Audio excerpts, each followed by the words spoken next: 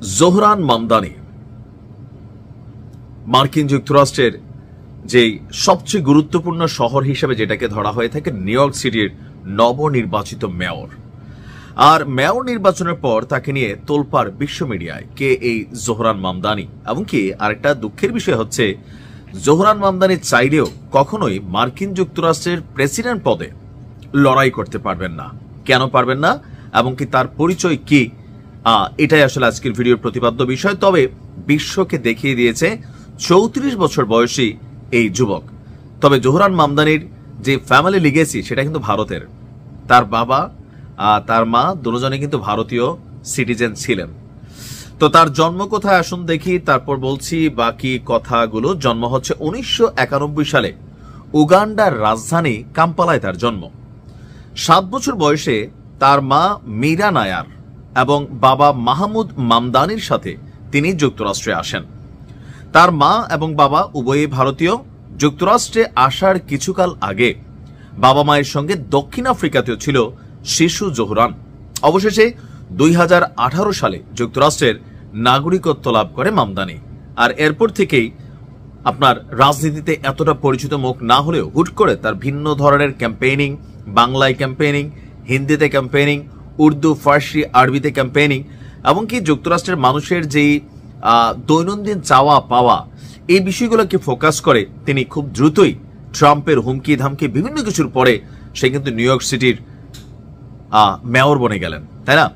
এখন new York সিটির mayor হলে তিনি তো আগামী দিনে আমেরিকার প্রেসিডেন্ট পদে প্রার্থিতা করতে পারেন, কিন্তু আসলে এটা সম্ভব না। কেন সম্ভব না? দেখেন, মার্কিন যুক্তরাষ্ট্রের কিছু আইন আছে। যদি কেউ আপনার যুক্তরাষ্ট্রের প্রেসিডেন্ট নির্বাচনে প্রার্থী হতে চায় তাহলে তাকে অবশ্যই ন্যাচারাল বর্ন সিটিজেন বা জন্মসূত্র ওই দেশের নাগরিক হতে হবে। এখন জোহরান মামদানির জন্ম কোথায়? উগান্ডার রাজধানী কাম্পালায়। সো তার মানে বাই বর্ন তিনি যুক্তরাষ্ট্রের নাগরিক না, তিনি হচ্ছেন পরবর্তী সময় সেখানে নাগরিকত্ব পেয়েছেন। যদি তার বাবা মা ওই মুহূর্তে যখন তার জন্ম হয়েছে যুক্তরাষ্ট্রে থাকতো, আর আমরা যতদূর জানি যুক্তরাষ্ট্রে বাই বর্ন সিটিজেনশিপ দেয়, অর্থাৎ পৃথিবীর যে কোনো দেশের নাগরিক আপনি হন, আপনার সন্তান ওইখানে হলে ওই দেশের সিটিজেন দেয়। আমি জানি না এখন এটাতে পরিবর্তন আসছে কিনা। তো ওই জায়গাটাতেই জোহরান মামদানি আটকায় আছে। কেন আটকায় আছে?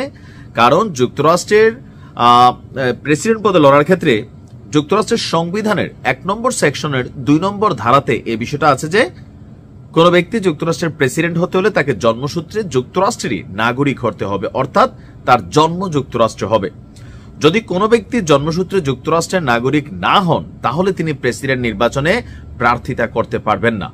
তো এই বিষয়টা নিয়ে আপনার ইতিহাসের যুক্তরাষ্ট্রের ইতিহাসের সংবিধানের প্রথম সেকশনের 2য় ধারা নিয়ে এর আগেও বহুবার তর্ক বিতর্ক হয়েছে, কিন্তু ধারাটি পরিবর্তন কিংবা বাতিল করা সম্ভব হয়নি। কারণ এই ধারা পরিবর্তন কিংবা বাতিল করতে হলে সংবিধানকে সংশোধন করতে হবে, আর যুক্তরাষ্ট্রের সংবিধান পরিবর্তন করা অত্যন্ত কঠিন এবং জটিল ব্যাপার। সংবিধানের কোনো ধারা যদি পরিবর্তন করতে চায় তাহলে সে ব্যাপারে দেশটির পার্লামেন্টের, কংগ্রেসের উচ্চকক্ষের সিনেট এবং নিম্নকক্ষের হাউস অব রিপ্রেজেন্টেটিভ উভয় কক্ষকে এ ব্যাপারে একমত হতে হবে। শুধু তাই না, অঙ্গরাজ্যগুলোর আইনসভা, স্থানীয় সরকার ইউনিটগুলোকেও এ ব্যাপারে একমত হতে হবে। আর বুঝতেই পারছেন যে বাংলাদেশের পরিস্থিতি দেখলে আরো বুঝতে পারবেন যে ঐকমত্য কমিশন কইরাও 83 কোটি খরচ হয় নাই। আসিফ নজরুল স্যার হিসাব দিছে 1 কোটি কত লাখ জানি, আমাদের 43 লক্ষ টাকার চা বিস্কুট খাইছে। যাই হোক, তো এত চা বিস্কুট খাওয়াইও আসলে আমরা ঐকমত্য হইতে পারলাম না। আর বুঝতেই পারছেন যে মার্কিন যুক্তরাষ্ট্রের এই কঠিন সিস্টেমকে ঐকমত্য করা এটা আসলে অসম্ভব একটা বিষয়। যাই হোক, তারপরেও আমরা জোহরান মামদানির প্রতি কংগ্রেচুলেশন জানাই বাংলাদেশের পক্ষ থেকে। তিনি বাংলাদেশ কমিউনিটির সাথে যথেষ্ট বন্ধুত্বপূর্ণ অবস্থায় আছেন। আশা করি ভালো কিছুই করবেন। ভালো থাকুন।